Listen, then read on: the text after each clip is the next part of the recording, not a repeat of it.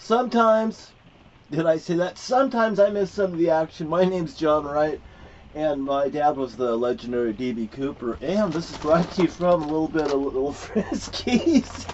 And, oh, what the fuck else? Um, a little bit of ass cleaner. Oh, Donald Trump, he's getting a thump, I guess. But you know what? Oh, anyway. I was picking out a song for Donald Trump, by the way, and then I seen Ernie come by, my brother-in-law Ernie, and I go, "Jesus, it's Timberjack Toback." He was out cutting down some trees the other day, and I'm always excited when somebody says, "Oh man, I went out and cut down some trees," like that, because it's kind of a rush cutting down a tree. Although I've always punked the person with the tree, I never really cut trees down. If I cut one down, I had to cut one down. That was no big deal. But for somebody to go out and get a cut down a nice big tree like that and lay it down, and pop, and do it right, that's fun. So anyway, everything's fun if you do it right. So anyway, Donald Trump, he's not like it. He's not doing good today in a way. I mean, it looks like everything's going to head. It looks like tax day is coming. April 15th is tax day, if I recall. And that says it's a sign of its own. Oh, tax day is never good. For people like Donald Trump that's in business, it's time to pay your dues. And I will say, I think Donald Trump has a lot of dues to pay. I think he really does. It's nice to see people happy around me. That is something that I wasn't experiencing. I don't know how my sister Bonnie feels, because I don't know how my sister Bonnie is, and I do care for her dramatically. It's my sister, and actually as a friend. Because my friends are my family. My family isn't necessarily my friends, because I'll tell you, my family members are not my friends. And it's sad when they'll send you home a plate full of food when they've all had dinner together because they've made you feel so terrible. Well, they'll bring, "I got a plate of food for you," down at the bottom of the stairs. I know better than eat their food. I dump it in the garbage, is what I've been doing for years. I mean, food for me? You shouldn't have. And I take it and I come around the corner and I dump it in the garbage, and I make sure that it's not there for my son. Because why? They may poison him. It could happen. Fuck, I don't know what they're capable of, or what they're capable of hiding, talking someone else into, bringing them a part of it. Now you're part of it. Now you better go along with it. We're all in this together bullshit. I mean, I think that's what scared my mother the worst when she said to me, she started saying to me at the end, "Well, when they're all dead, there's only us." And that was pretty goddamn creepy. So I looked at Marietta instantly, and I thought, what would my dad say? Well, we're all in this together. And I just looked at her right into her eyes, and she just, goddamn, you could see the fear in her eyes. Just thinking maybe that I knew what they were up to already. And I remember seeing that. Anyway, and you know what I say? And Bretta, Terry Shortridge, I remember him telling me about this. Tony Anthony is a tough guy, and you know what the theme song is? Don't do the crime if you can't do the time.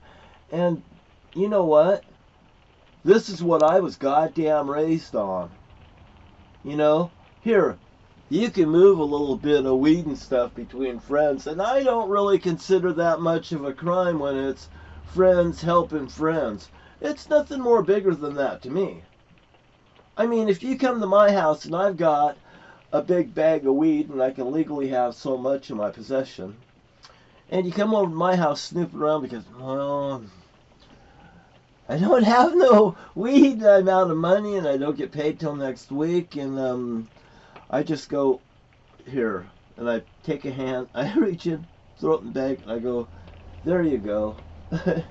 And they go, I said, well, you know, hey, you know, on payday, what, come see me, or maybe, you know, and that just, you know, I just want my goddamn money back. And by the way, that's twice as much as it's worth, apparently, because I had the same people come back and say to me, you know, that was twice as much as it should have been. And I just grab a handful and I say, well, what's so wrong with that? Because I'm buying that at such a goddamn discount that I don't really give a fuck. It's not because I want to make money off of it. And I didn't have a line of people at the door, but I did have my niece, Nicole, Nihola, as Denise Johnson would say, and that would be Mark Johnson's ex-wife from the psychic center over there at Lily Point. He's the head nut cracker up there. Anyway, I had his ex-wife hanging around for a while, and I got a shot at Mike Johnson too. Oh boy. I found out, I told him why. Well, what his problem was. His problem is he got involved with this patient that was a drunk, and she sat there and smiled, and she started calling him the 2-minute man. I mean, it was like the 2-minute man. Totally belittled the man. And I said, you know, your problem is she shut you off, and she's got you in clothes like this, and all of a sudden he got a dose of psychological warfare placed upon him, because I learned this sort of stuff through the place that I went in Portland to the rehabilitation center, 21-day pain center, and a center for basically everything, you know, and to find out what makes you tick. And I gotta come back and take it on Mark Johnson. Yeah, Mark Johnson. Yeah, you just mark it with an X.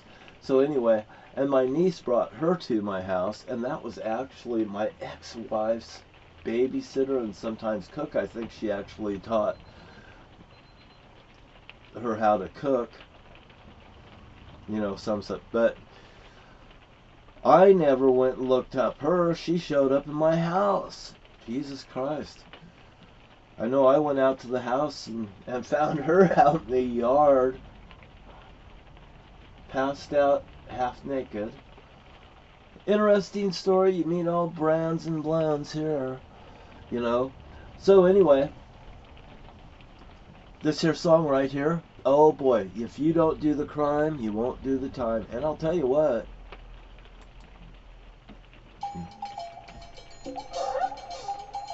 you see, when you want to go down memory lane, you might have to eat seaweed. That's right, they got dried seaweed down at Safeways. Or smell flowers that reminds you of some happy time. Do the time. Don't do it.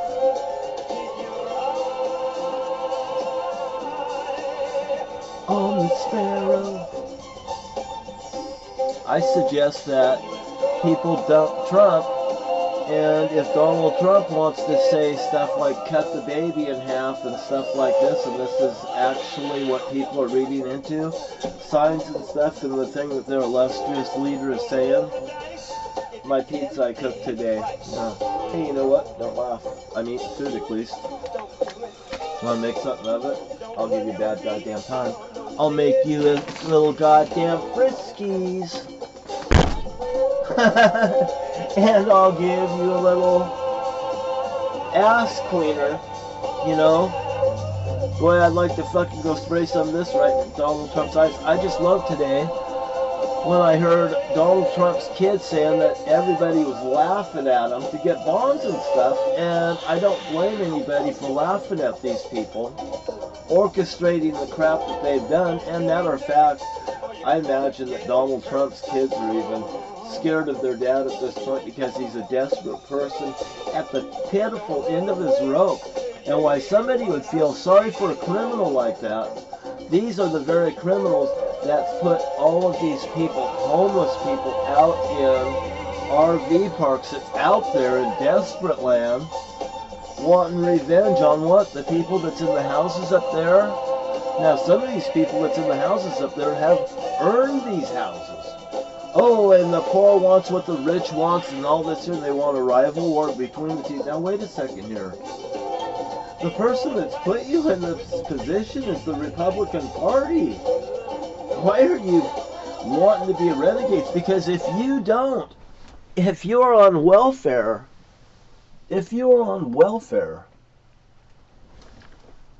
or anything else, you are a goddamn Democrat, and you fucking depend on these people right here.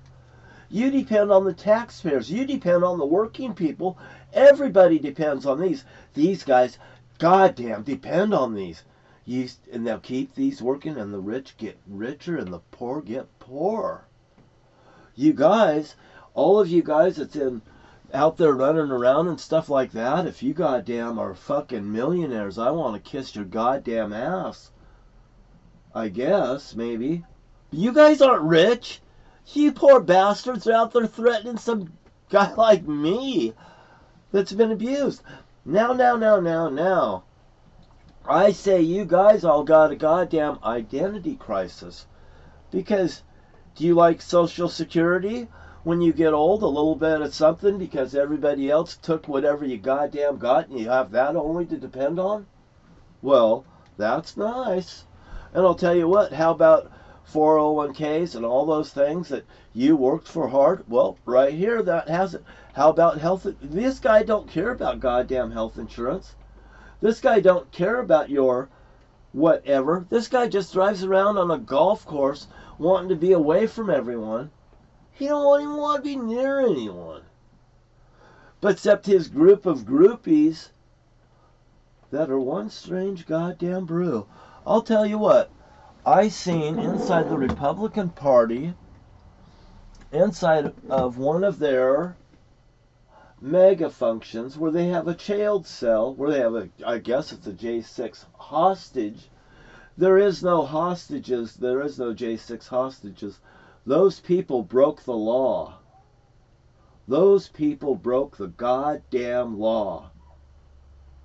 And you are offending every goddamn taxpayer in the fucking United States of America if you don't fucking come down on that bullshit. And look what this president's done. Drove those people to do such a goddamn thing. My God, maybe these guys in the J6s need counseling. The people that fucking done something and harmed people and stuff, anybody that broke glass and stuff like that, you know, you need goddamn counseling, because the second that you raised your finger up against another goddamn American, my God, who has got this thought into your fucking head? What makes you think that one person's rights has any more rights over another?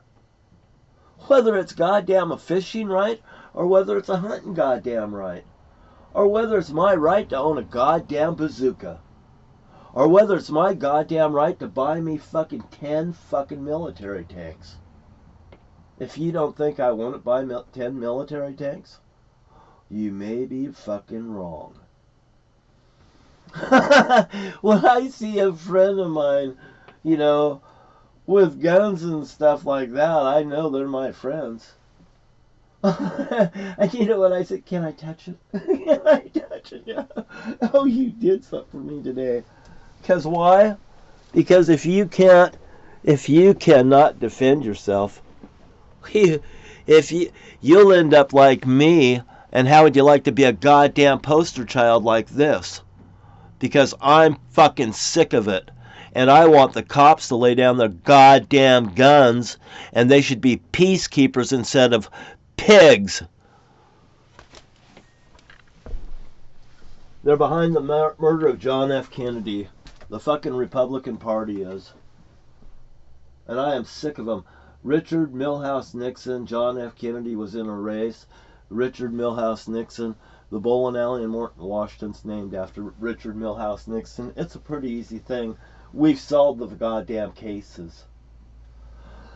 You can't do the crime. Don't do the fuck. You won't do the time if you can't do the crime. And if you've had to do the crime and you've been forced into it, you know what? There's extenuating circumstances. Violence is not a goddamn option.